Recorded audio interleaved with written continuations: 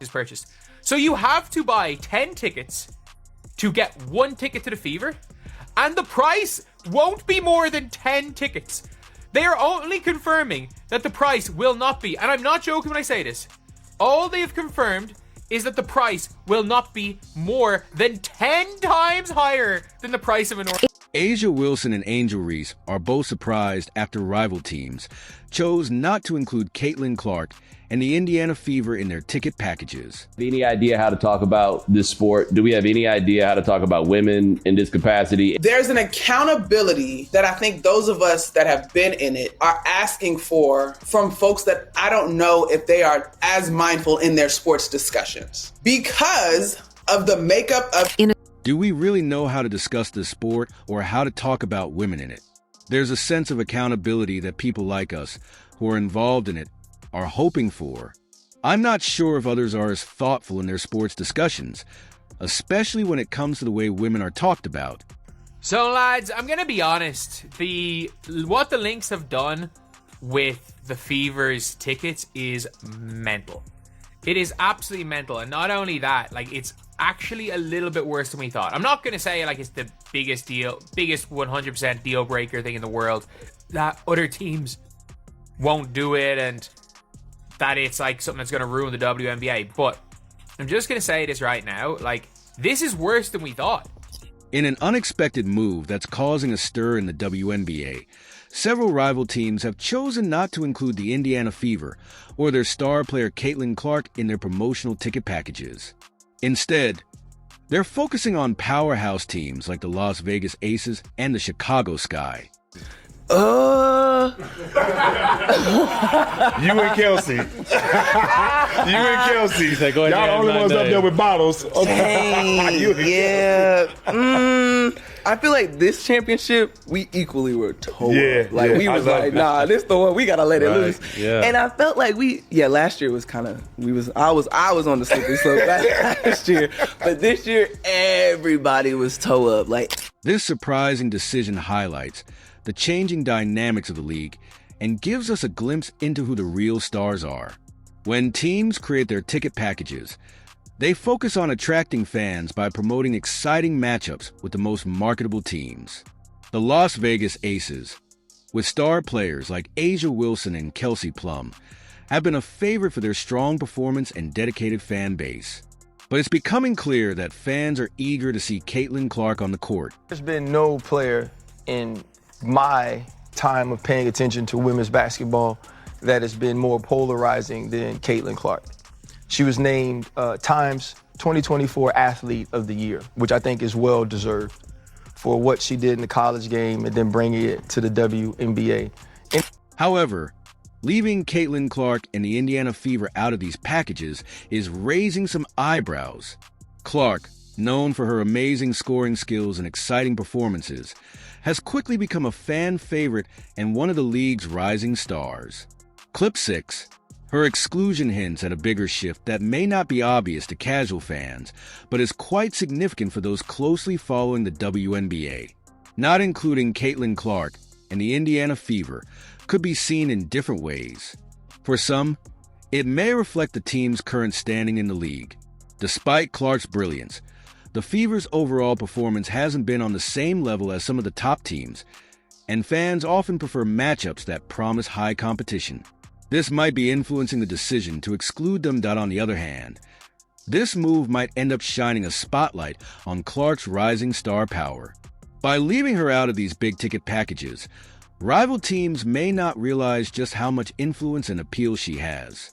Since her college days, Clark has been a sensation, known for her deep three-pointers, incredible court vision, and ability to take over games. Minnesota Lynx revealed their season ticket package, and one team seemed to be left off the list. One team seemed to be exonerated from being part of a package deal. One team, and that team in particular, the Indiana Fever. Folks, let's take a look at this season package right here. You got the Lake package, you got the Aurora package, and if you pay attention closely, you can see the wings, the Sparks, the Sun, the Mercury, the Liberty. Shoot, you can even see the Chicago Sky. You can see every team part of these season ticket packages except for the Indiana Fever, because that is the hottest ticket in the game, the hottest ticket in the WNBA, the hottest ticket in women's sports.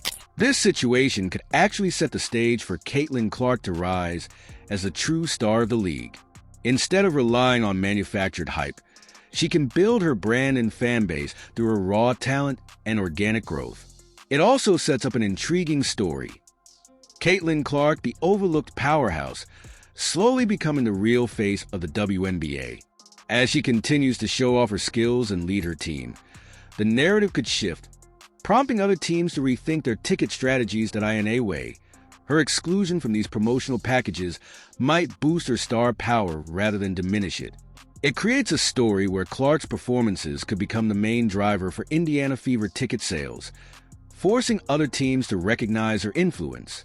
It will be exciting to see how this plays out over the season, and whether it helps Caitlin Clark reach even greater heights in the WNBA. I like Caitlin Clark. I'm going to say that before I start sounding like a fucking super hater, because I wasn't even having this tone even a week or two ago. Because I've been big, like Caitlin Clark's a flamethrower. She does remind me of like a Steph Curry type. She's very, very dynamic. She's great for the game. I'm glad that her popularity is growing the game in the way that it is. And I think most of this is not her fault. A'ja Wilson, one of the WNBA's biggest stars, recently made headlines by raising her speaking fees $10,000 higher than Caitlin Clark's.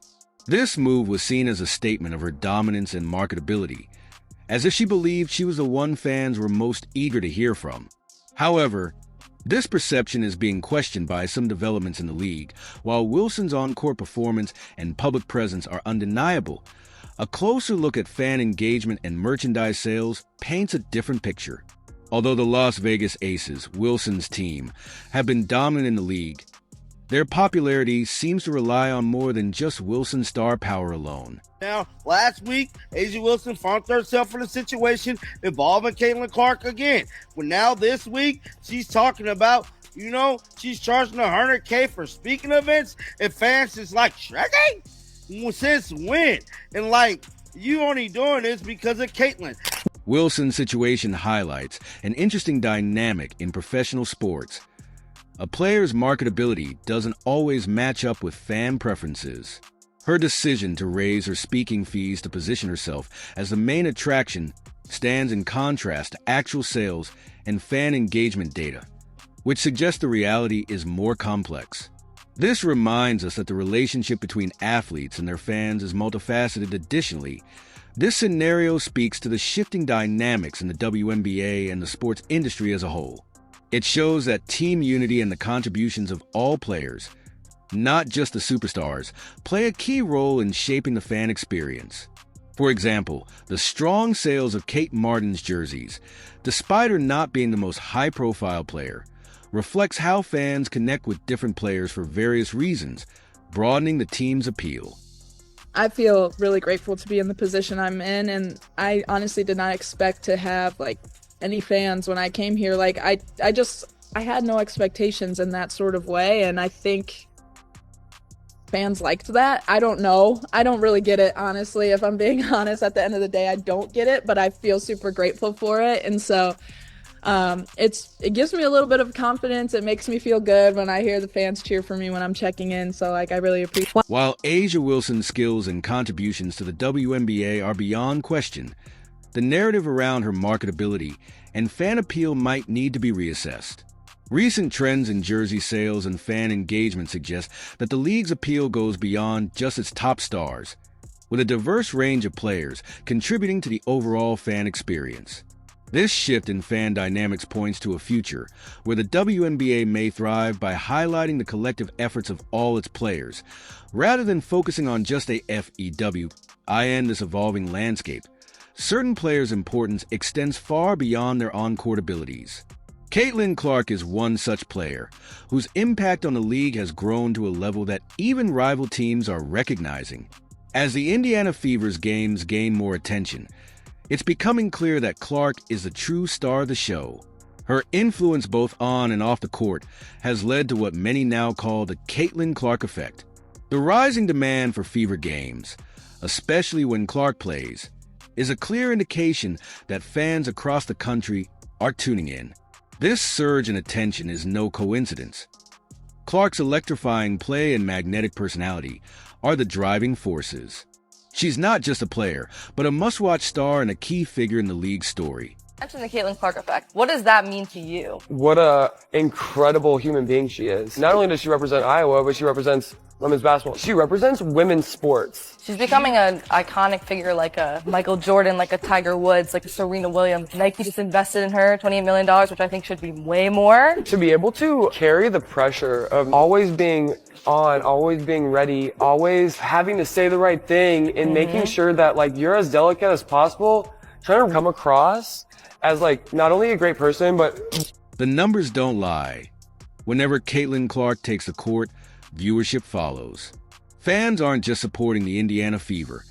They're watching to see Clark's incredible talent in action. Her scoring ability, court vision, and leadership turn every game into a must-see event. This undeniable draw has made rival teams rethink their strategies as they recognize the financial impact of her influence. The attention Clark brings translates into major revenue, from ticket sales to merchandise and even broadcast deals. The so-called Caitlin Clark effect is more than just a buzzword. It's a powerful force reshaping the WNBA. Rival teams are keenly aware of the economic boost that comes with her presence. Ignoring her impact would be a costly mistake, potentially leading to significant financial losses. This realization has pushed teams to ensure that their games against the Indiana Fever are heavily marketed. This shift shows just how crucial Clark has become to the league's success. The recognition of her star power by opposing teams is rare. Few players get this kind of acknowledgement. It's a clear sign of her influence and the fear of missing out on the economic benefits she brings.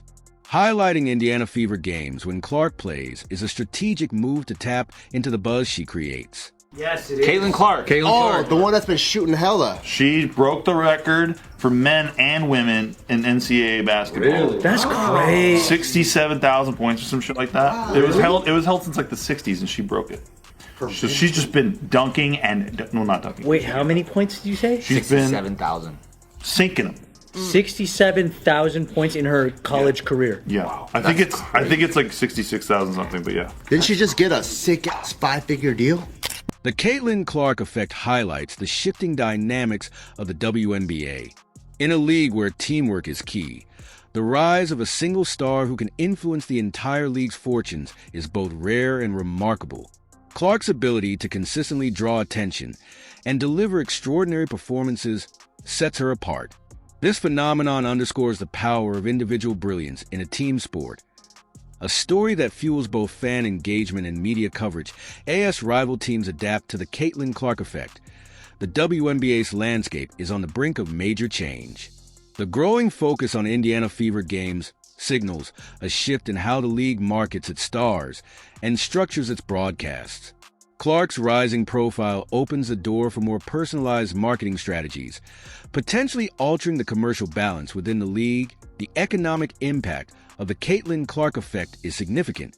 As teams and sponsors align with her brand, the financial ecosystem of the WNBA expands.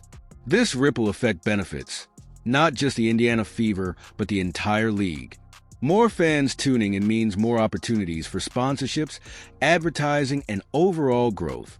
Clark's influence is acting as a catalyst, speeding up the WNBA's path toward greater visibility and profitability. Tonight, we read Time magazine where Caitlin Clark was named Athlete of the Year. Why couldn't they have put the whole WNBA on that cover and said, the WNBA is the league of the year because of all the talent that we have? Because when you just keep singling out one player, it creates hard feelings. And so now you're starting to hear stories of racism within the WNBA, and I don't want to hear that. Okay, so Time Magazine did one time give Athlete of the Year to a team, and it was to the U.S. women's soccer team when they won the World Cup. It was pretty fun, pretty cool, very out of the box. But a lot of people think it was kind of weird that a team won Athlete of